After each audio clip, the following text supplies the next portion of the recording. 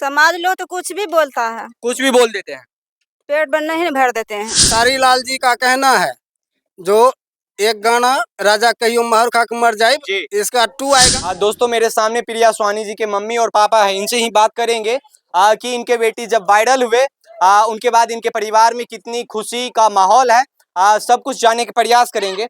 एक चीज बताइए, जिस समय प्रिया स्वानी जी घर से निकले थे उस समय आप लोगों के मन में क्या चल रहा था कि बिटिया कहीं ना कहीं गलत रास्ते में जा रहे हैं या सही कर रहे हैं? नहीं, हमारे माध्यम से तो बहुत अच्छा में जा रही है, क्योंकि हम खुद भेजे।